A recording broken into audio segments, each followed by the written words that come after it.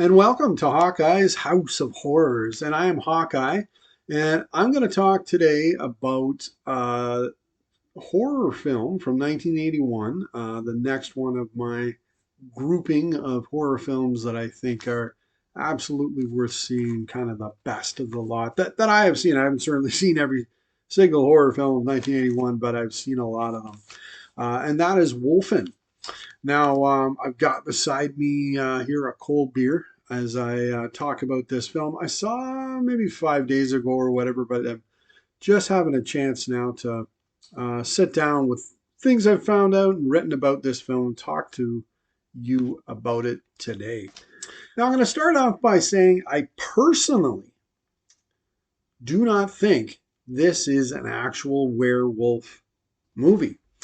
Even though it's been put in there with a couple of other horror films of 1981 that certainly were werewolf movies, but I don't think this is a werewolf film. What it is a film about wolves who are killers. They're not werewolves, but because of that, and I definitely find when I talk to people about horror films, this one's never mentioned. So it's almost like I don't really believe this, but as I wrote down, it's almost like this is the ugly step sibling of John Landis's American Werewolf in London and Joe Dante's The Howling. Even though this isn't a werewolf movie at all to me, but it's got wolves going on. So okay, whatever. But anyways, I'll get back into that more about those other films in a little bit here. Now, this film was directed by Michael Wadley, who had also directed Woodstock. I think that was 1970. Um, and those were the only two theatrical films he ever directed. So this is actually the only project I think he ever did that wasn't about Woodstock. Now, the story of the film was based on a novel by Whitley Strieber. It was called The Wolfen. For some reason, they took the out of the title. Don't ask me why. Uh, doesn't matter. But he also did The Hunger, which was a film released, I believe it was 1983 with David Bowie. I need to see that film again.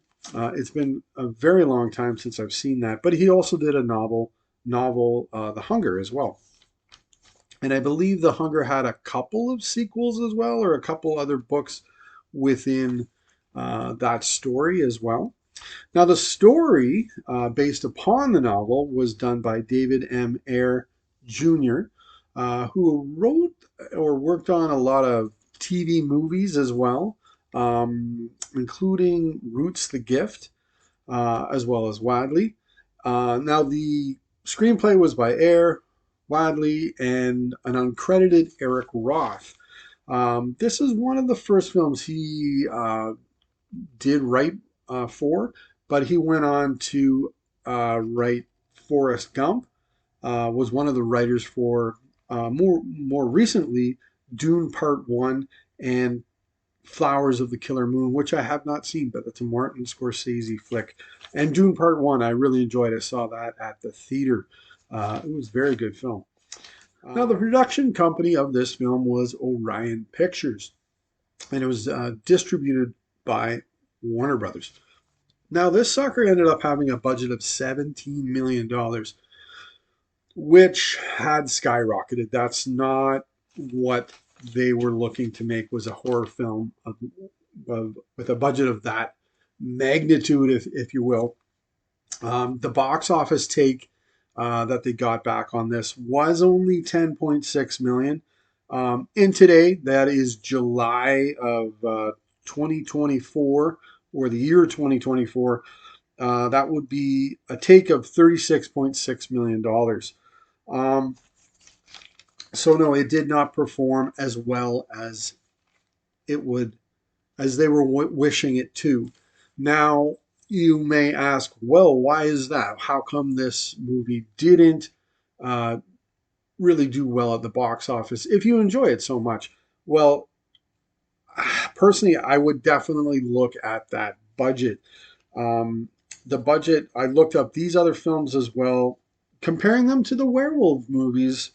Um, this film had a budget three times higher that of John Landis's American Werewolf in London. There we go, and over 11 times more than Joe Dante's The Howling. So if it did come in perhaps at the original budget it was supposed to be, this thing wouldn't have kicked butt at the box office, but they would have made their money back and then some on this, and it would have been looked at perhaps better by the production company and Warner Brothers who distributed it. It was released on July the 24th, 1981, and it was the second of these werewolf movies to be released in that year. The first was The Howling, followed by Wolfen, and then I believe it was like a month later came An American Werewolf in London. Now, this film to me is very much a horror cop movie, which personally I don't see a whole lot of these. Um, Definitely one that comes off the top of my mind might be something like Predator 2. It was a horror cop movie, even though it certainly had more of a science fiction going on with it. But that is one that comes to mind. But you know what? I really enjoyed this. I thought it worked really well. They blended it very well, those two genres. Now, the story of the film starts with mega rich Christopher Vanderveer and his wife, after partaking into some nose candy. They are slain along with his bodyguard on Manhattan Island. In steps Captain Dewey Wilson, played by Albert Finney, who is brought back to the force by his boss, Warren, played by Dick O'Neill. And he is then given the chance to solve this murder. Um, First, I'll say I'm not exactly 100% sold that this cop would be given the chance to try and solve this murder, because you find out rather quickly he's damaged goods. He may have been good at his job. There's as Warren says, he brings results, but everybody knows he's had troubles in his past. So I wonder if Warren was really smart in giving this to him. I'm not saying give this to a rookie cop or something like that, but look for somebody hot and ready, and um, uh, hopefully there's somebody better than Dewey Wilson, because just in the sense that right at the scene of Vanderveer's where like murder, when the cops show up and everything to investigate, I believe it's the commissioner and the mayor are there, and they're voicing right to Warren, we want this solved.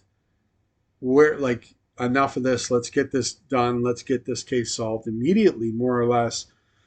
And then they see that it's Dewey Wilson on the case, and it's sort of like they're like weren't aware that he was on the force again. So it doesn't ruin the film in any way to me. It's just I'm not 100% sold on that. But maybe if there was a scene, or maybe more something visually to me for me to see about Dewey Wilson's past, of something that he's done, can make me say, yeah, okay, he would be the right guy to turn to in the end to solve this case. Now, I apologize, because in saying that about the character of Dewey Wilson, I think Albert Finney does a very good job in this role. He It's really his film, his picture. Really, he's the main character, and I think this is the only horror film or true horror film that Albert Finney did through his career um, as well. I have seen, or he is rather quite effective as the smart ass cop who keeps liquor in his desk, but is rather imperfect, hardened yet troubled cop. He's really good in playing that role. Now, another film from this year that I have seen is called Looker. Also, really good film. I've seen it a couple of times, um, but I find he is much more believable in this role here as Dewey Wilson than he was in that role. I think he was a plastic surgeon in that film. Um, but I believe him more in this role. I think he does a really good job. Now, along with Wilson on the way, as we have the coroner Whittington, played with an energy I really enjoy. Um, he's really fun to watch on screen in this. Is Gregory Hines? I think this was his second film that he ever did, so this is right early in the beginning of his career. I think that these two really work very well together on screen. And it seems like they actually did like each other and um, knew each other, which I believe they did hang out offset or whatnot to kind of put that into the picture a bit. Now, in addition, there is the criminal psychologist Rebecca Neff, played by Diane Verona, um, who I remember. This may not be what she's remembered for, but I remember her from the movie FX with Brian Brown. I think his girlfriend in that film, and she's not in that film for very long, but I remember her from that. But I also remember her from the film Heat as well. She does a really good job in this as well. Like the performances in this film are really good done by anybody. There's nobody in this that ah you know doesn't do a good job, or you're just sort of like, ooh, I wish they did another take on that one. Everybody does a really good job in this one. But she becomes Wilson's partner, kind of coming from that angle, like the psychological uh, angle to try and find the murderer of this crime, Vanderveer and his wife and his bodyguard. And yep, you guessed it. They end up having sex together. Yeah. Anyways, after this killing, though, there are some other killings that happen. There's at least two or three others that they're trying to solve along the way. Um, Now, another actor that's in this, and he puts in one of the better performances in the film as well, along with Finney, Hines, and Verona. Um, I hate to leave out some other actors here as well, but he's kind of a main character, so kind of add him into the mix of those three characters. Was Edward James Olmos. He plays Eddie Holt, and he puts in a really great performance. It's he and his buddies. All three are Native American. They reveal to the audience who the killer is. For it is the three of these guys, and they're shapeshifters, not werewolves, but shapeshifters. They're able to turn themselves into whatever they like. It's through this film we see them as wolves. They turn themselves into wolves to hunt and to kill. They have existed for thousands of years and live within our very own society as these regular folk, but they can shapeshift. And then, which leads to the end of the film, and really, this revelation comes to us like in the third act, like exactly what's really going on, like the full story upon that. But it leads to an ending that I'm going to say perhaps not everyone may have wanted. And it wasn't exactly an ending that I think, like, if you were looking for a big um, cash grab at the box office, that this may be that very ending. I'm not saying that's what Orion and Warner Brothers were looking to do here, but yeah, I'm just throw that card on the table too. Maybe that may have hurt the box office return as well, as it's not a big shoot 'em up, put silver bullets in the gun and shoot them.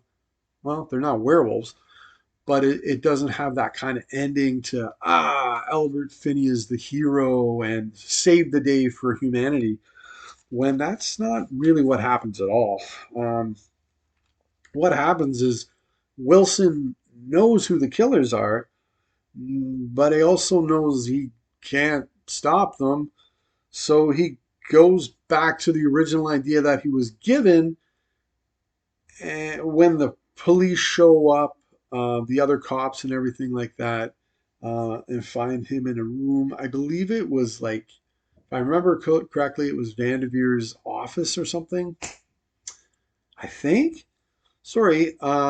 But he says, yes, it was terrorists that did this, but he knows very well that's not who it was. Uh, but protecting these shapeshifters and not telling the rest of the world or yet rest of the universe who these people are or these beings are that have killed these people. B, they would probably check him into a loony bin after he said all this, but he protects them,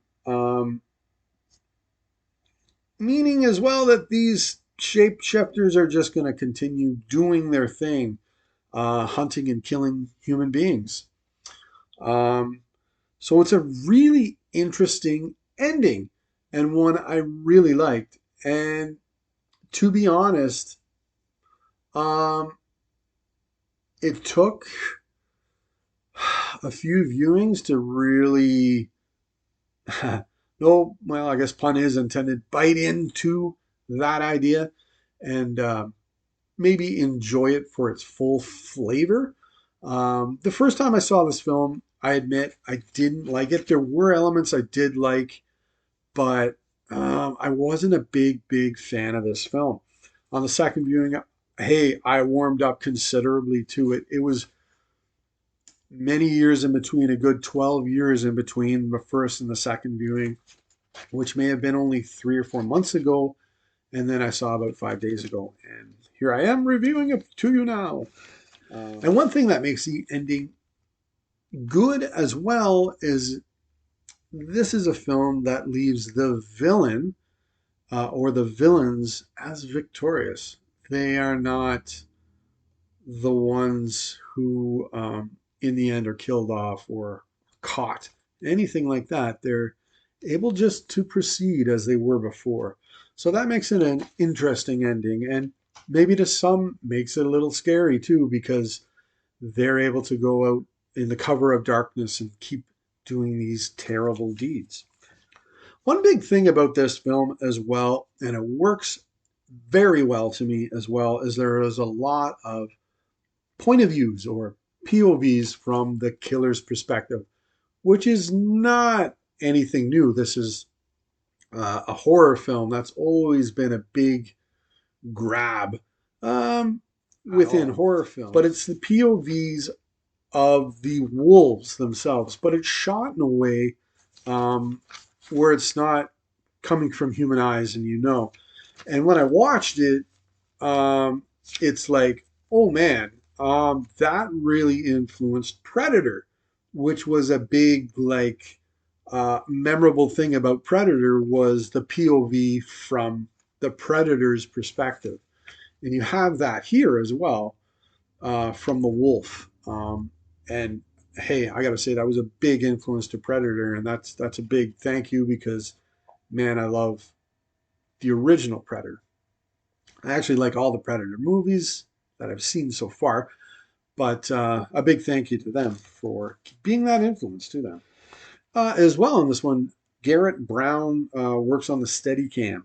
in this film. He had also worked on Rocky, and one I have reviewed earlier. It's in, if you go to my channel, and it would be a video you could watch, is for The Shining. He worked on that and did some excellent work on that film as well. So what I'm left with, and I hope other viewers are as well, is what you have is a very visually appetizing film. One scene in particular I really like is when Albert Finney is going up the, I think it's the Manhattan Bridge. He's going up to talk to, almost up there, or Eddie Holt, to talk to him way above where the normal folk live, and it's shot wonderfully. It's very visually different, and I really enjoy that film. And I enjoyed the look of that film on the first viewing when I wasn't a big fan of the film. That one grabbed me right in my initial viewing. Now, this film does have some quite good music from James Horner. I had read he actually was given only 12 days uh, to come up with the music to this film. He does a very good job with that. There is a scene, though, where I can hear Star Trek II, The Wrath of Khan. Even though this film came out first, so really it's Wolfen I hear in Star Trek II, The Wrath of Khan. But when I hear it, there's like wolves approaching. I'm like, where's Khan? Khan's going to show up here. No, no, he doesn't. But it's the same music, and I think it's in a battle between Khan and Captain Kirk in space. But hopefully soon I will lovingly be able to watch that film again and review that one for you too. Now, as I read up about this film, there were claims about this film being over budget and over schedule. Um, Orion actually wanted to can Wadley, but he was allowed to shoot what he needed. But then Richard Chew was brought in to edit the film. Now, he had edited, or was one of the editors of, some great films such as The Conversation, and the original Star Wars as well. And one for me that I really enjoyed too, he also edited, was Jack Nicholson's Going South. That was a really good one too. But once he cut it down, then John D. Hancock came in and was brought in to supervise really the re-recording of dialogue and post-production of this film. And Hancock, he directed quite a few pictures over his career, but a couple of note to me, he did Let's Scare Jessica to Death. I haven't seen that in a very long time. Really good, early 70s. And did a couple episodes of The Twilight Zones back in the 80s as well. Now, the cut that Wadley gave to Orion after he had shot everything was, in fact, 4.5 hours long. In the end, this film, it's almost 2 hours. It's a pretty long horror film, but it doesn't drag out, or maybe maybe there could have been, like, if I'm being honest, maybe an additional 5 minutes that could have been cut out of this thing, but it's not like, ooh, there's like 20 minutes of stuff we don't need to see there. So Chu did a really good job in editing most of the film out in order to come up with what we have in the end. Now, some notes on this film. Uh, Twice it happens in the film, at the beginning and the end.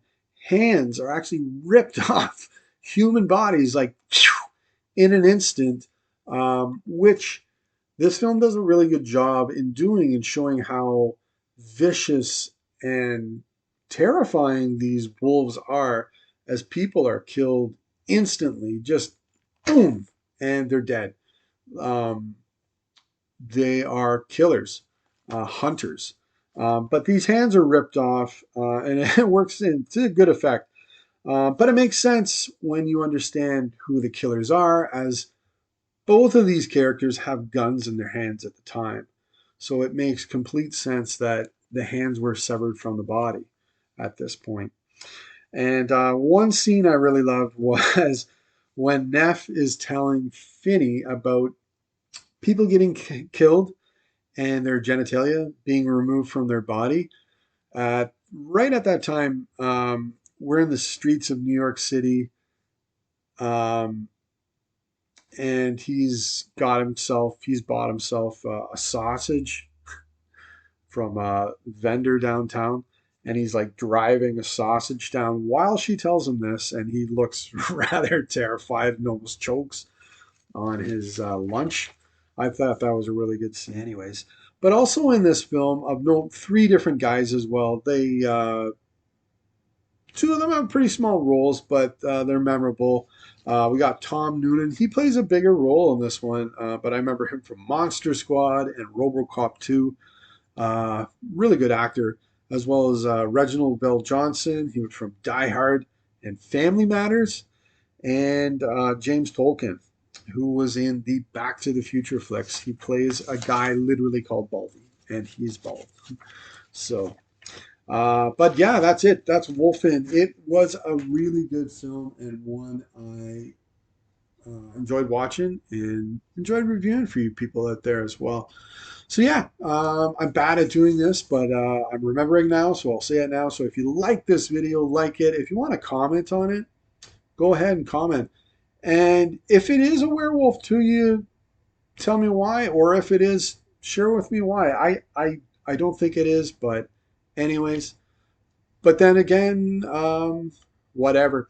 And as well, if you want to, definitely subscribe. Check out other videos I've done as well. And I will certainly be reviewing those other two werewolf movies I talked about, American Werewolf in London and The Howling, and all of its sequels for both of those movies. Those may not be the most fun to get through, but the originals will. I love those films. So anyways, have yourself an excellent day.